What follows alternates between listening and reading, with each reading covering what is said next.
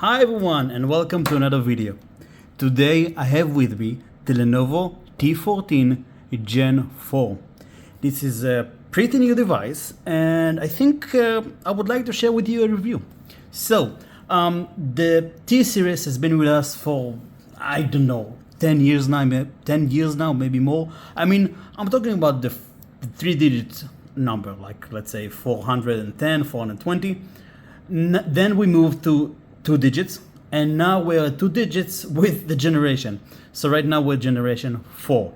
Enough chit chat. Let's open up the the box.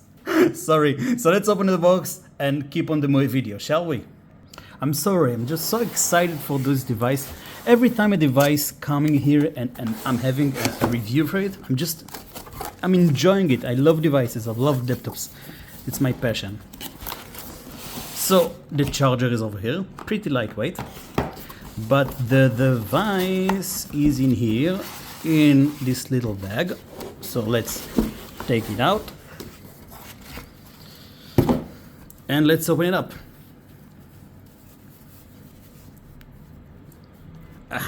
It's like taking down pants in a really hot day.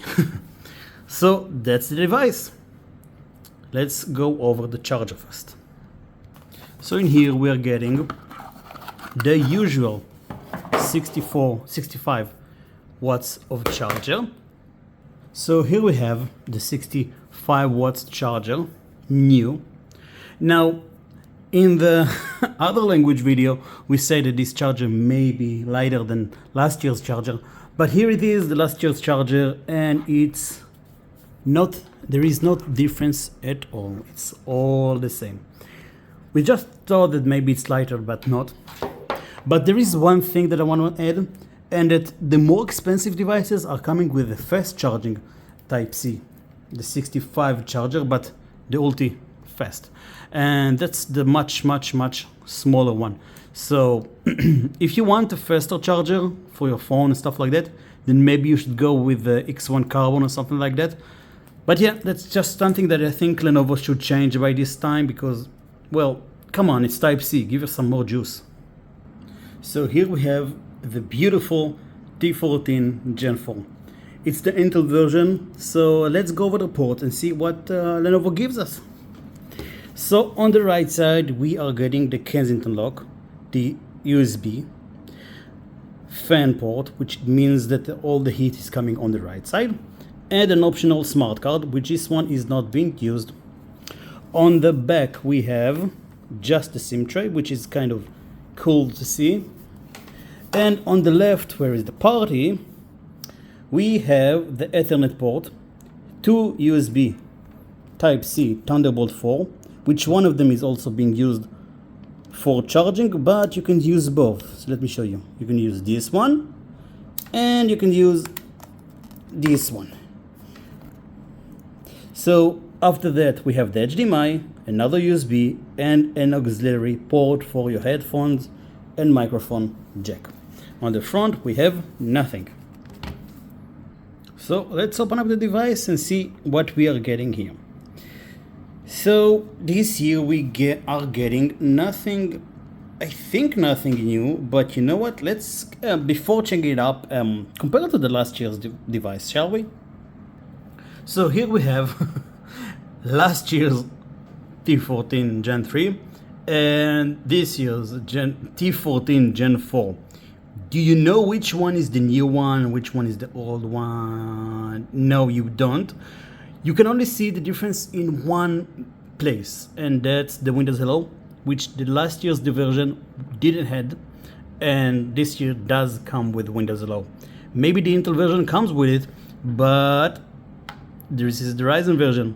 So as you can see, there is basically nothing. There is nothing new, except from the Windows Hello, between those two devices. Even the same color, same keyboard, same trackpad, same everything.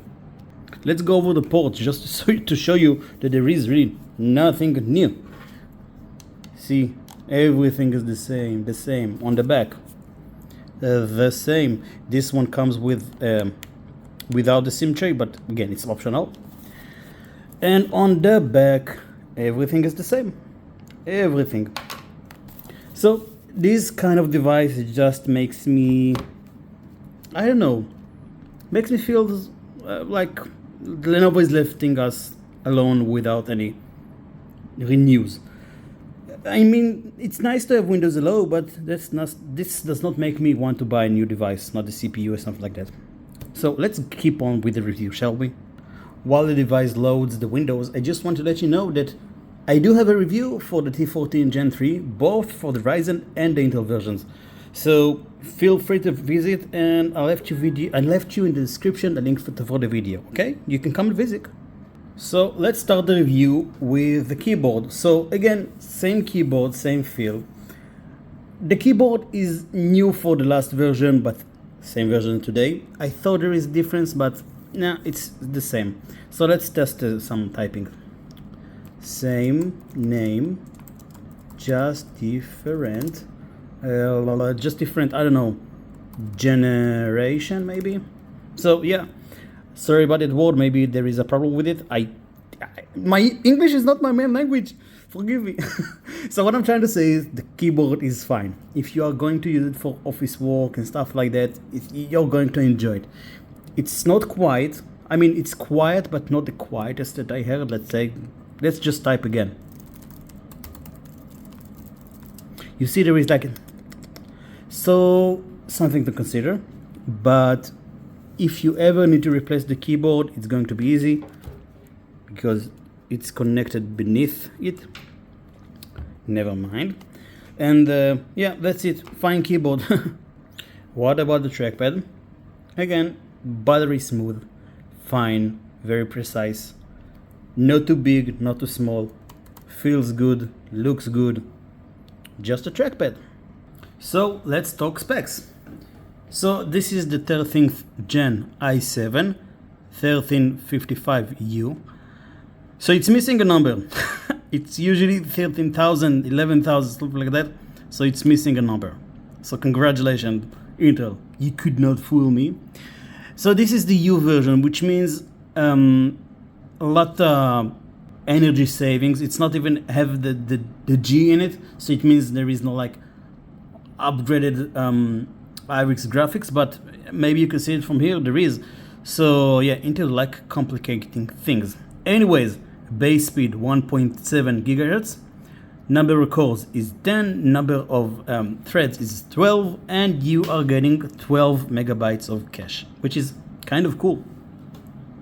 Memory, RAM, we are getting 32, and the speed is not the top of the speed, but it's pretty good. 5200, so it's kind of fast, and it's good quality. Now the nicest surprise with this device is not that it has 1000 gigabytes, 1 terabyte. It has Samsung SSD. It has the MZVL21T0HDLU-00BLL. Oh god, yeah, nice SSD. We'll check and do a benchmark really soon. Regarding GPU, again, this is an office related laptop. It means that you are not going to game on it, stuff like that. You're just going to work, which means you're getting the Intel Iris Xe graphics. It's capable for all your video, your basic work, your Excel, everything is going to be fine with it. But you won't be able to have like heavy games such as, I don't know, maybe take for example Cyberpunk, if you know the game, then you are not going to enjoy it on this device. It just means that this device is going to be really energy efficient because there is no external GPU. So yeah, sometimes you give up on some nice stuff for more power. Now the disappointing part, and I think it would be disappointing for a lot of us, is that the base model comes with Full HD and 60 Hz. We are 2023, we would like to see more than 90 Hz on the screen. Now the number is not 1920 by 1080 because this screen is 19 by 10, which means you have no chin. Like usually if you saw like let's say the T490, I think, for example, you would get more chin. It would be like that. You would lose all this part and you're left with this. So what it means that you'll have like black lines when you see videos from YouTube, but you get over it really quick. Just a basic screen, nothing more than that. Oh, and I almost forgot, Wi-Fi 6E AX 211 160 megahertz. I don't know why every time they are going from 200 megahertz to 160 and then up again. I don't know, really weird. So benchmark times. So let's start with benchmarking the SSD, the Samsung whatever name we have over here. It's going to benchmark it and I'll be back once it's finished. And we're back with the numbers. So the read writes 5476, write speed 3728. And what it means that the read speeds are fine. The write speeds could be better, but it's okay-ish. I mean, I would expect a little bit more juice, a little bit more speed, but that's fine. You can live with it. If you're doing the basic stuff or maybe extra basic stuff, you would enjoy it. It's fine. You can do it, work fine. And I almost forgot the speakers test. So you can see they are forward facing. Usually the T series is not renowned for having really good speakers, but let's test them just to see if there is any difference. So let's start and see, and let me know if you think there is a difference.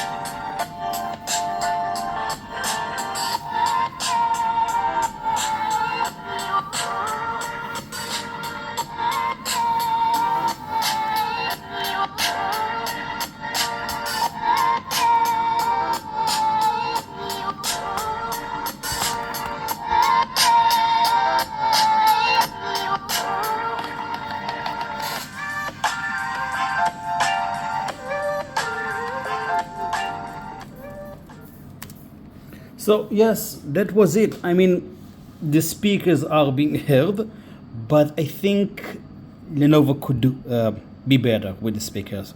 They are fine. They are like, I don't know, 6 out of 10, 7 out of 10, not more than that. Just your average speakers. And now for the CPU and GPU, well, the onboard GPU tests. So let's start with the first test, the CPU benchmark. The one without the charger. Now let's see how it runs and I'll be back once it's finished. And here we are with the numbers. As you can see, without the charger. So single core score 1161, multi-score 3487. It's fine. I mean, it's a U kind of a CPU, so you would not get that much higher numbers than that. But let me show the rest of the numbers so you can see for yourself.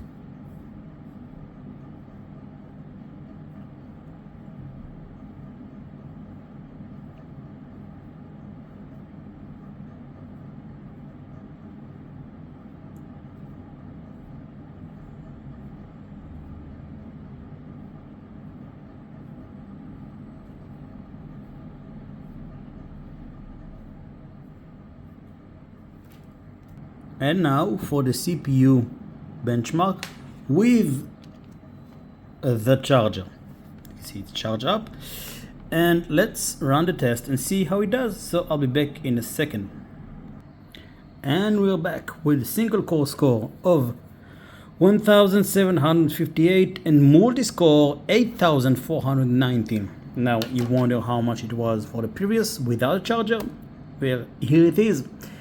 Almost double the single core and almost double and a half on the multi-score. Anyways, let me show you the rest of the numbers and you go to the onboard GPU tests.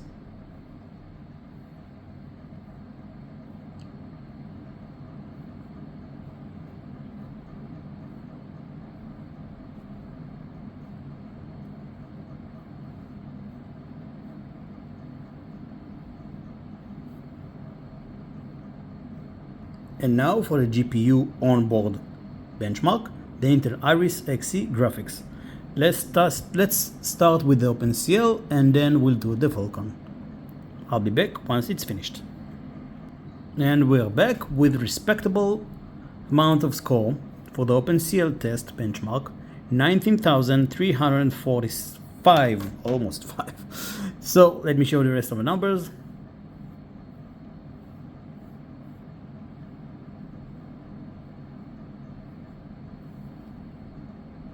And for the last benchmark, the Vulkan GPU for the Iris Xe graphics card, let it run and I'll be back when it's finished.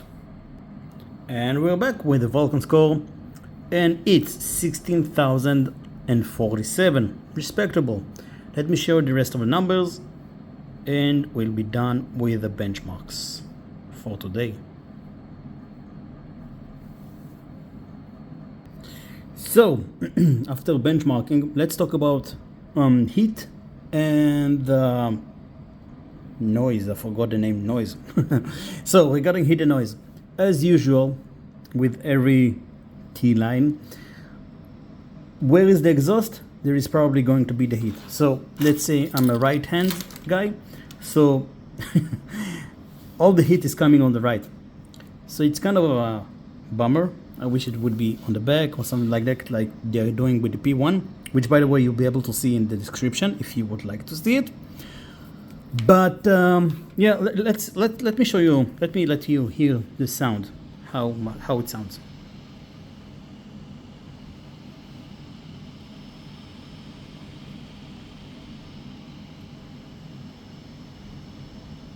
So as you've heard, it's not that loud, if at all. I think that this year, maybe for this very example, they made it really, really quiet.